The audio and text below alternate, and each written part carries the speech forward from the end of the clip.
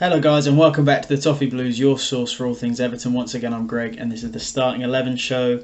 It feels like I say this every other week, but it's another must win. Of course, Forest, who are pretty much as goal shy as us. I think they've scored one more goal across the season. They have conceded more obviously, but they just find ways to get points where we can't. So obviously a huge game. We're coming off the back of a thumping and where you'd like to see changes made. I'm not sure how many we will see. I mean, the players who came on to replace the poor starting lineup didn't impress particularly.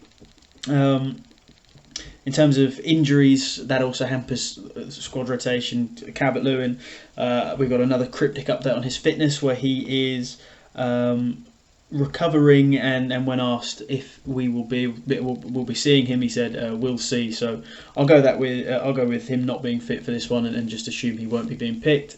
Patterson is a little further out, played 70 minutes the other day, and Garner is closer from what I've heard, but that doesn't sound like fit. I know a lot of people would say Idrissa Gueye had a bad game, so get Garner in, but it doesn't look like he will be fit enough to do that. So it looks like we'll probably see Idrissa Gueye again, unless Mason Holgate comes in and plays in front of the defence, which he has under a few managers now, never to great avail. So looking at the team, Pickford in goal. Let's bank on that, and with Patterson out, it'll be Coleman. Michael Keane came in and was part of a 4-0 defeat. So does it go back to Connor Cody, or does Michael Keane stay in? And that's a big question. I reckon we see Keane for another game. It's quite harsh to throw him in against league leaders, very competent attack, and then dismiss him on the back of losing that game. So let's stick with Keane and Tarkowski. We know Sean Dyche likes what he likes, and they're both players he's liked. On the left, here's one. Could you get rid of Mykolenko, who again had quite a woeful game, and try Ruben Vinagre? Just see what he has. I mean, it can't be much worse than what we're doing at the moment. Maybe Godfrey goes out there. For now, I'm just going to say we probably stick with Mykolenko. But I think those two are options that people would like to see explored. And let me know which one you think would be better suited. Midfield, as I said, without Garner, we're pretty much stuck with the usual suspects: Onana and Idrissa Gueye, Doucouré just in front. When James Garner is back, I think we do see him come into that pretty expeditiously into that midfield. Idrissa Gueye hasn't quite looked the same player since he came back.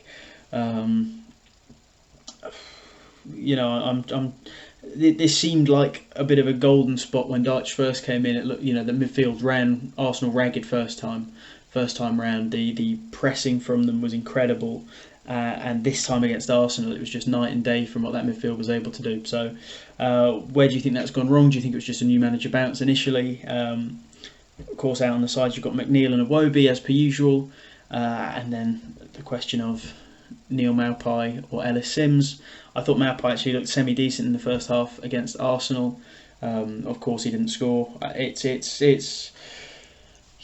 think we outshot or out-created Arsenal in the first half, and at Aston Villa across the whole of the Villa game.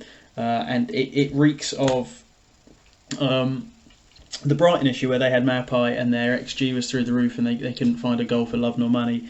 And we thought for some reason he'd be potent when he came here. So, I mean, it's awful learning agility, and it's symptomatic of the board over-promising and under-delivering. If we need a striker, we'll get a striker, says Mashiri, and then brings in a new manager and doesn't get him a striker.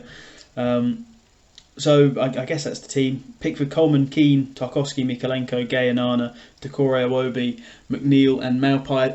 It's almost unthinkable to lose 4-0 and then say no changes to be made, but I imagine that's what we'll see. Other than changing that left-back slot, I don't know how we make the team that much better with the personnel we have on the bench. So let me know, is there anything radical you guys could see changing here? Is a change of formation needed? Are you optimistic about a result? Let me know all of that, and hopefully next week we can say no changes, but it'll be for a good purpose. Cheers, guys.